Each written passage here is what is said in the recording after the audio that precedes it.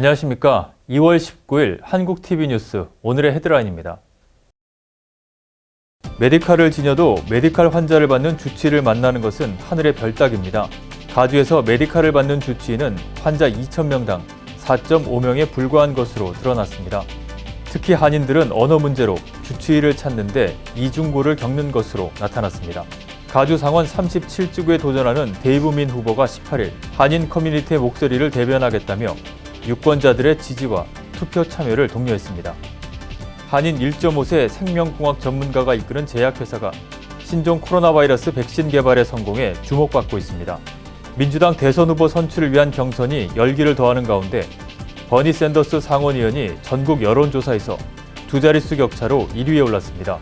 18일 NPR 라디오, PBS 뉴스아워, 여론조사기관 마리스트가 공동 실시한 전국 여론조사에 따르면 샌더스는 지난해 12월 조사보다 9%포인트 오른 31%의 지지율로 1위를 차지했습니다. 최근 상승세를 보이는 중도 성향 마이클 블룸버그 전 뉴욕시장은 지지율 19%로 2위에 올랐습니다.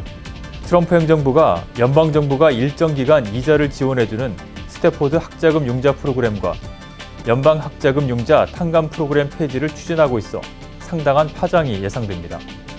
미래통합당이 출범 직후 통합 주체 간 마찰음을 빚고 있습니다. 4.15 총선에서 힘을 합쳐 문재인 정권을 심판하자며 한 배를 탔지만 물리적 통합을 넘어 화학적 결합이 이루어지기까지는 적지 않은 시간이 필요한 듯한 모습입니다. 시청자 여러분 안녕하십니까? 한인사회 이슈를 신속하고 정확하게 전해드리는 한국TV 뉴스입니다.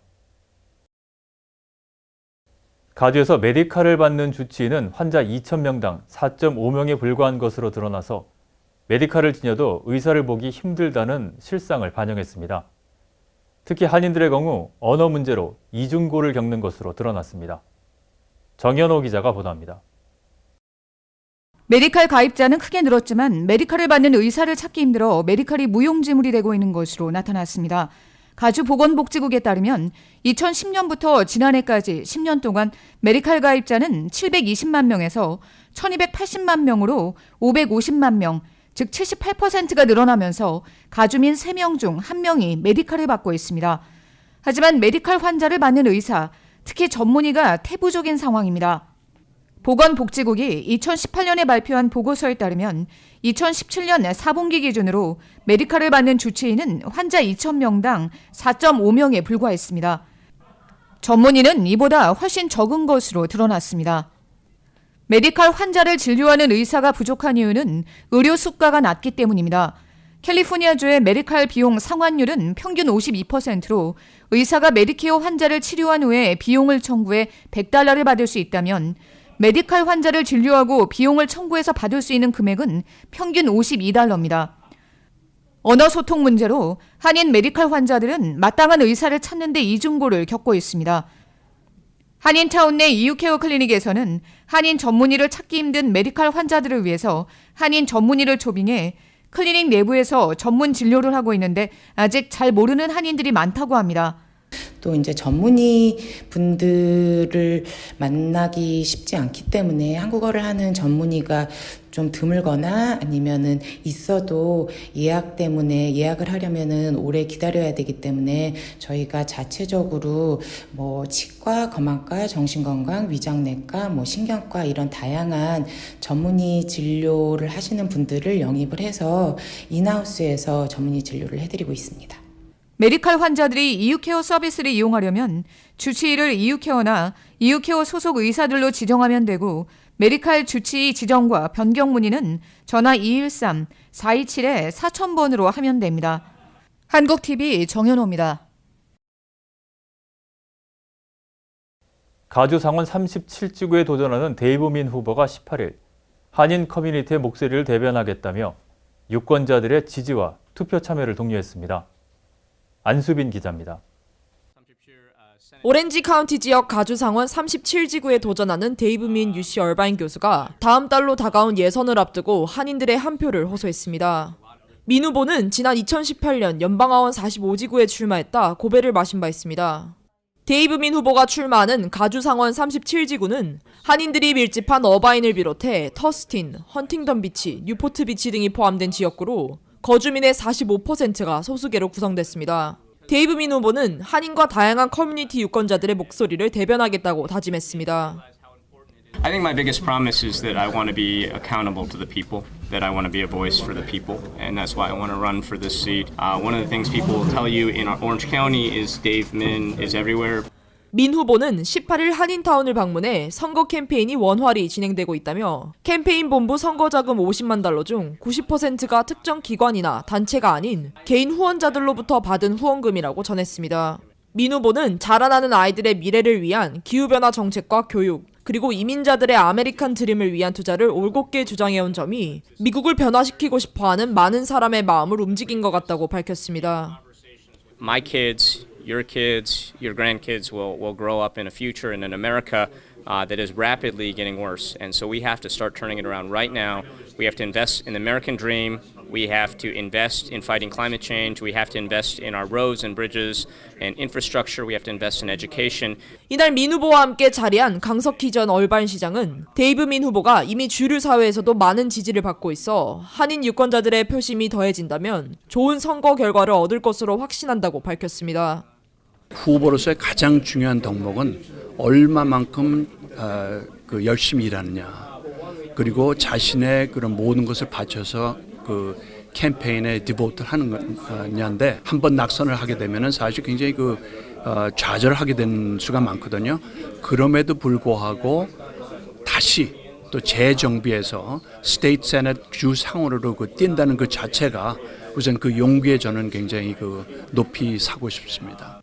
오렌지 카운티의 선거법 개정으로 오는 22일부터 3월 3일까지의 조기 투표 기간이 11일로 대폭 늘어나 많은 유권자들이 손쉽게 투표에 참여할 수 있을 것으로 기대됩니다.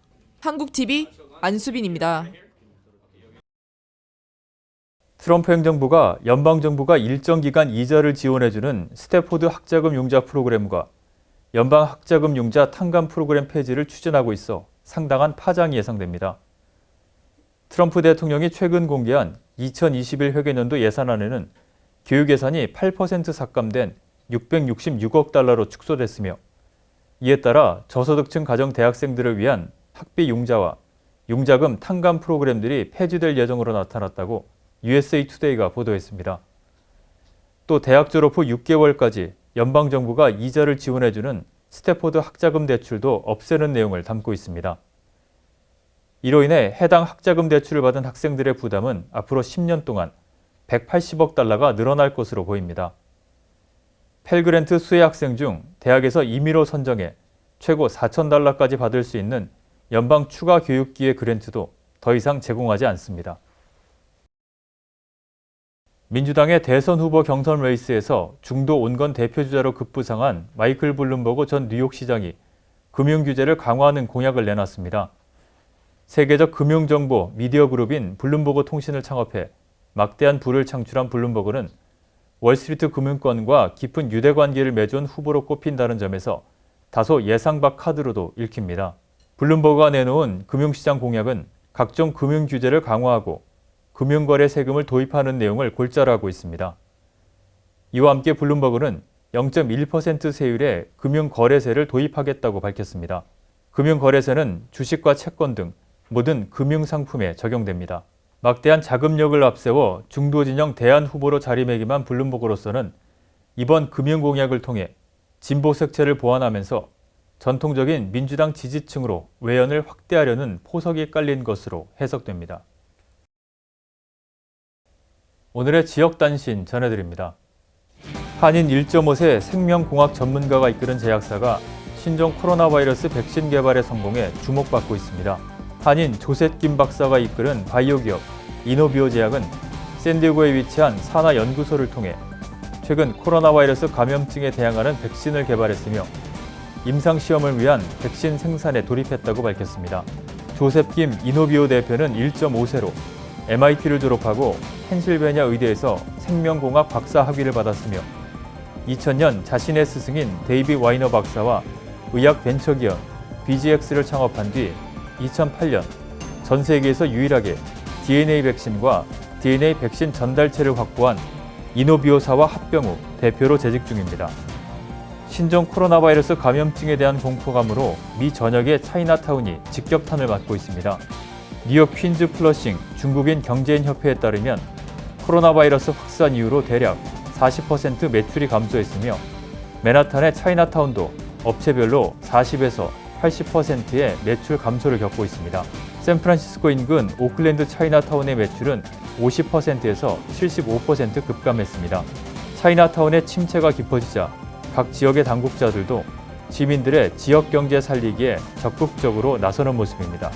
러시아가 신종 코로나 바이러스 감염증 확산을 막기 위해 중국인의 입국을 막기로 했습니다. 타티아나 골리코바 러시아 부총리는 2월 20일 0시를 기해 러시아 국경을 통한 중국인의 입국을 일시적으로 중단한다고 밝혔습니다.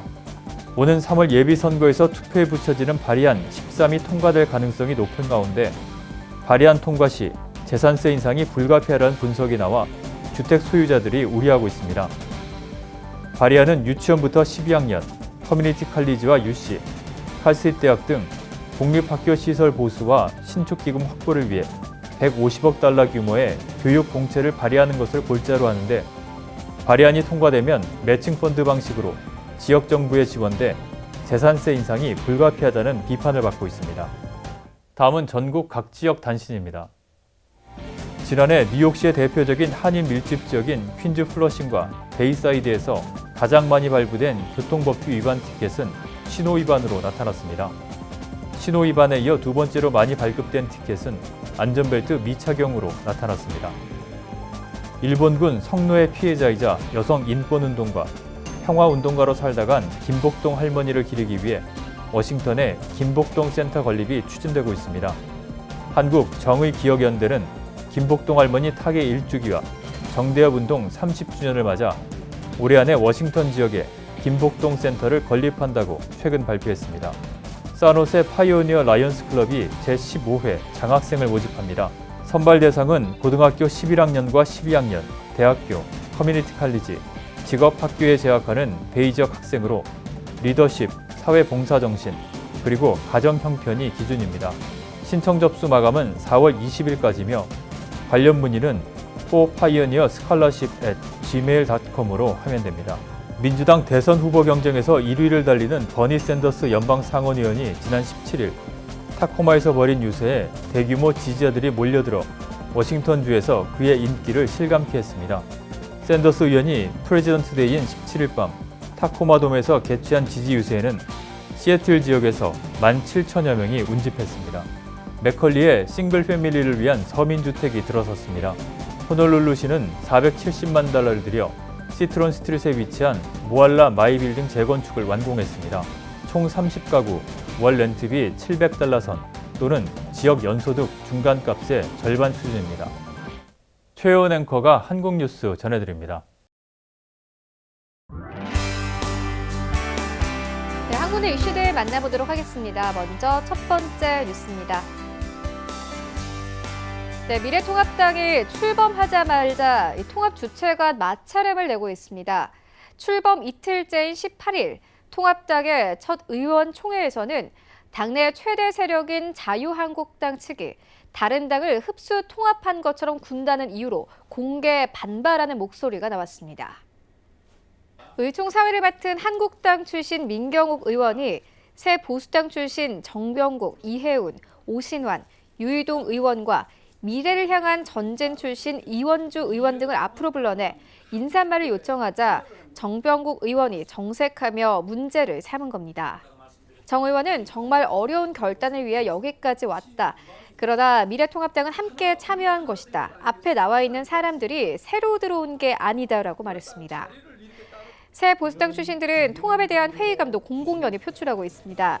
이는 새 보수당 대표했던 유승민 의원이 통합당 활동을 꺼리는 것과도 관련이 있어 보입니다. 이준석 최고위원은 MBC 라디오 김종배의 시선 집중에서 통합당이 과연 보수 또는 중도 보수 진영을 극대화할 수 있는 전략인가에 대해서는 의구심이 든다며 도로 새누리당이라 비판하지만 도로 새누리당보다도 못한 상태라고 말했습니다. 이해운 의원은 TBS 라디오 김어준의 뉴스공장에서 상식선에서 공정하게 대우해 달라는 기본 전제와 믿음은 깔고 있는 것이라며 그런데 이번에 보면 그건 아닌 것 같다라고 했습니다. 초미의 관심사인 지역구 공천을 두고는 한국당 출신 김무성 의원과 전진당 출신 이현주 의원 간의 장외 공방이 벌어졌습니다. 부산, 중구, 영도가 이 지역구인 김 의원은 총선 불출마를 선언했고 이 의원은 이 지역구 출마가 유력합니다. 김 의원은 국회의원회관에서 연합뉴스 기자와 만나 현재 중구 영도에는 곽규택, 강성훈, 김은숙 예비후보 등이 뛰고 있는데 경선 기회를 박탈하면 정의가 아니다라고 이 의원에 대한 전략 공천 반대 입장을 밝혔습니다. 그러자 이 의원도 국회 정론관 기자회견에서 공천 문제는 공관위 소관 사항이고 불출마하신 분이 왈가왈부할 문제는 아니다라며 이 막후 정치를 하고자 하는 구태 정치라고 반박했습니다. 더불어민주당은 좀처럼 잦아들지 않는 임미리 교수 고발 논란에 더해 금태섭 의원 지역구를 놓고 당내 잡음까지 불거지면서 당내 위기감이 고조되고 있습니다. 임 교수 고발 논란에 대해선 당 공동 상임선거대책위원장으로 내정된 이낙연 전 국무총리가 사과한 데 이어 다른 당 지도부 일원들의 반성이 이어졌지만 실기했다는 비판이 이어졌습니다. 여기에 더해 조국 백서 필자인 김남국 변호사가 금 의원의 지역구에 출마 의사를 밝히며 조국 대 반조국의 내부 전선이 그어지는 양상을 보이자 당 지도부의 고심은 더욱 깊어지고 있습니다. 이인영 원내대표는 18일 국회 교섭단체 대표연설에서 검찰개혁, 집값 안정, 그리고 최근 임미리 교수를 둘러싼 논란에 이르기까지 민주당을 향했던 국민의 비판적 목소리를 외면하지 않겠다면서 누구를 탓하기 전에 우리부터 반성하겠다고 말했습니다. 이어 집권당의 원내대표로서 심려를 끼쳐 송구스럽다는 말씀을 드리며 더욱더 낮고 겸손한 자세로 민생에 집중할 것이라며 집권당답게 더 높은 가치를 지향하고 더 넓게 포용해야 한다는 국민의 목소리를 무겁게 받아들인다고 강조했습니다. 그런데 엎친 데 덮친 격으로 추가 공모 지역으로 선정된 금태섭 의원의 지역구를 두고 도전자 김남국 변호사와 금 의원이 서로 대치하면서 당은 더욱 곤혹스러운 상황을 맞았습니다. 금 의원은 김 변호사의 도전에 대해 이번 총선을 조국 수호 선거로 치를 수 없다고 견제구를 날렸고 김 변호사는 왜 허구적인 조국 수호 프레임을 선거에 이용하려고 하느냐며 맞받아쳤습니다. 다만 김 변호사는 당초 이날 오후로 예정됐던 출마 기자회견은 취소했습니다. 당 지도부가 김 변호사에게 출마 만료의 뜻을 전달한 데 따라 일단 공식 선언은 보류한 모양새입니다. 소속 의원들도 직간접적으로 김 변호사에게 출마 재고를 권한 것으로 전해집니다. 다만 김 변호사는 자신의 페이스북에 선의의 경쟁을 하자며 여전한 의지를 보이고 있습니다. 오늘의 증권과 날씨, 그리고 항공기 출도착 정보 알려드립니다.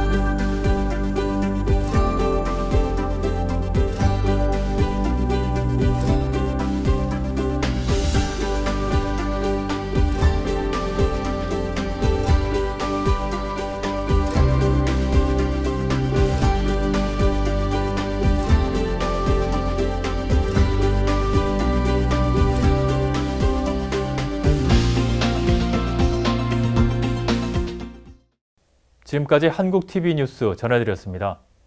한인사회 소식을 신속하고 정확하게 전달할 수 있도록 최선을 다하겠습니다.